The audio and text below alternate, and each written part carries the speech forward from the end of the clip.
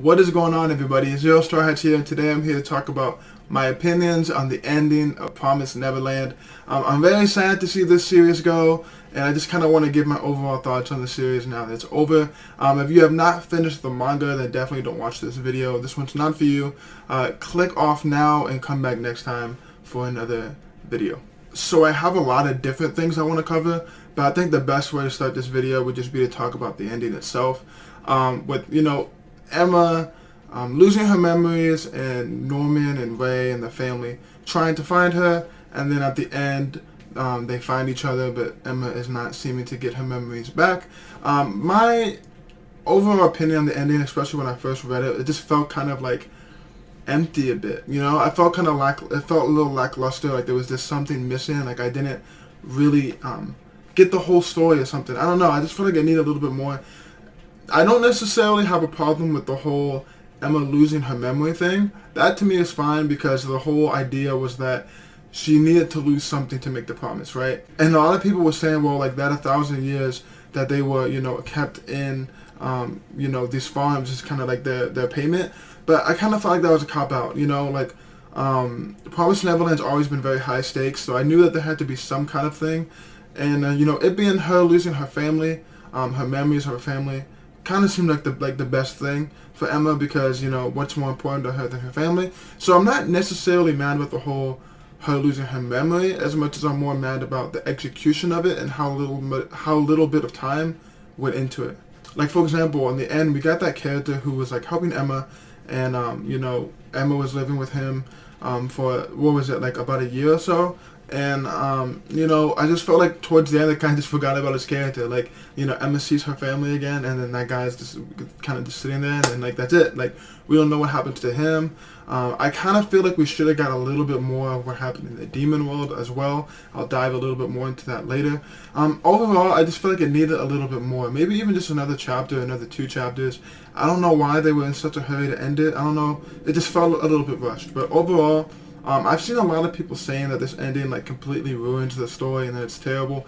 I think it's a little bit of an exaggeration. I don't think it's that bad. I do think it leaves more.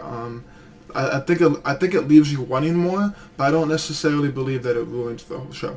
Now, with that being said, Promised Neverland did so many things right towards the end. Like, I don't know about you guys, but I really loved that last whole sequence with Mom, where she helped them escape, and then she saved Emma by jumping in front of that demon and obviously dying in the end. And it's really just touching to see her at her very last moments actually be genuine and a real mom to her kids this one time before she died, and to actually be able to look at Ray in the eyes and just have that moment with her actual son and all these kids who some part of her did love, and I think a big part of her did love, but kind of got lost in all this stuff that's happened to her, and her just trying to survive. I would have been a little upset if Mom would have just lived. I feel like she did need to die for all the things that she's done, even though I do believe she did genuinely care about the kids in some way. She still led so many kids to their deaths, and I just felt like a straight up happy ending for her wouldn't have been enough. But I think the way they handled that was very well done. The whole Peter Rabbit thing was pretty cool too. I did kind of enjoy that last little fight against Peter Rabbit. The only thing I kind of had a problem with it is that with the whole Peter Rabbit and the fight with Queen, I feel like no one really got that hurt, and no one died, and that's supposed to be the final battle.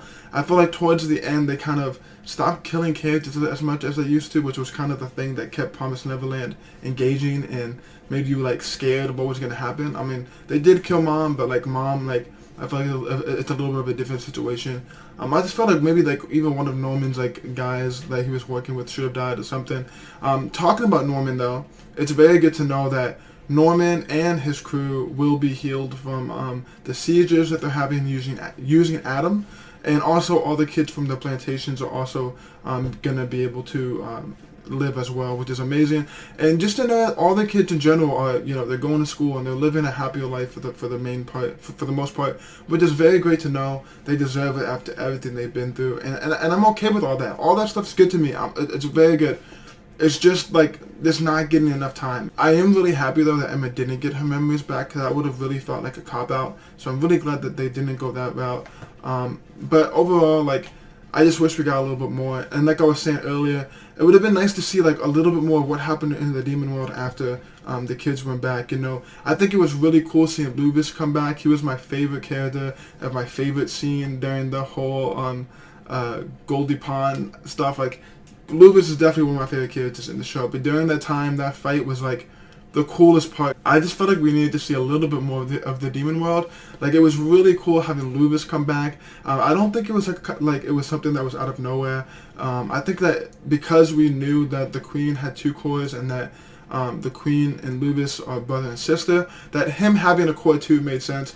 And what made it cool is that he didn't know either. Like, he genuinely thought he died there. And that fight that he had against the kids with Emma at Goldie Pond was so amazing. And like, I kind of felt like we needed a character like Lubis just to explain to the demons what really happened, because in the end of the day, Sunjin and Mojika, they probably would have never really believed what they said. So you needed someone to really explain to everyone in the demon world what they've been going through and how these farms have been used to suppress them for all these years.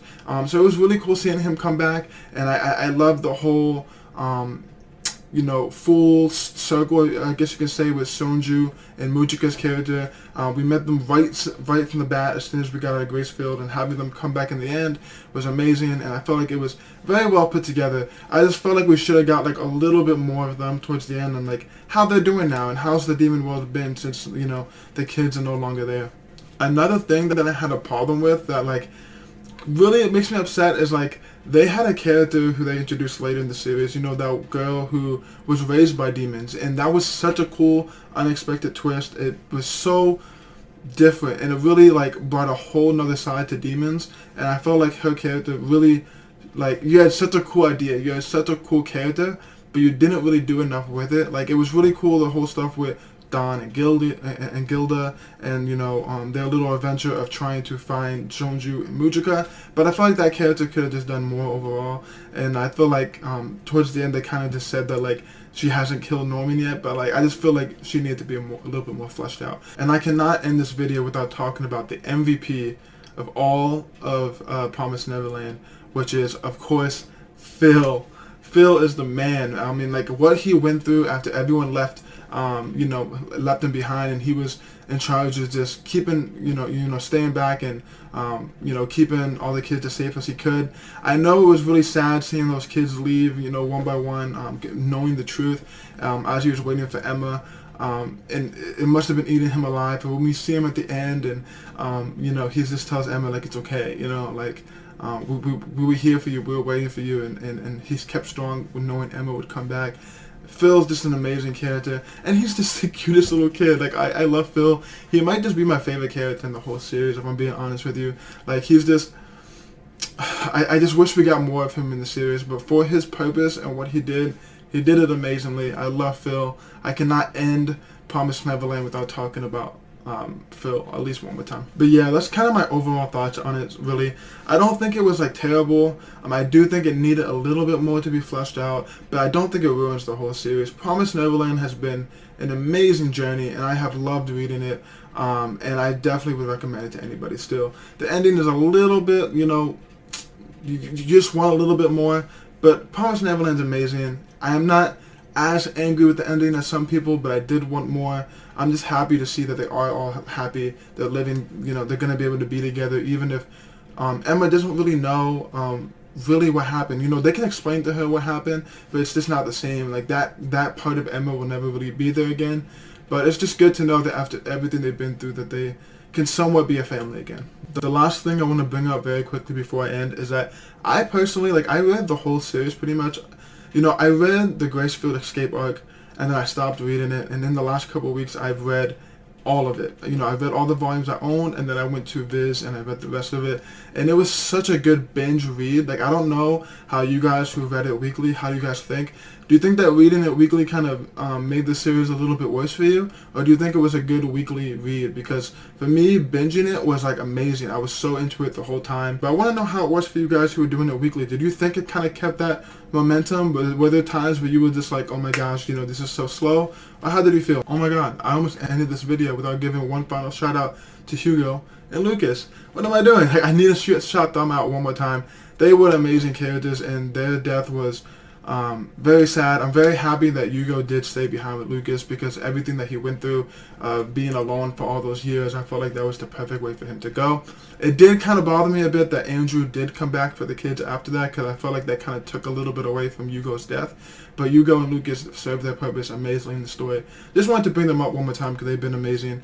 I love them. Ray and Norman were amazing characters as well. Norman, having him come back into the story and having him kind of go down this dark route a little bit was not what I expected, but I did really enjoy it. I really did. And, Emma and Ray were always great together. That's all I really have to say, guys. That's kind of my overall opinions on the end of The Promised Neverland. What do you guys think? Did you guys enjoy it? But did the ending kind of ruin it for you, or was it something that you were okay with? Let me know. Please come back next time for the next video. Zero Straw Hats here. I'll see you next time.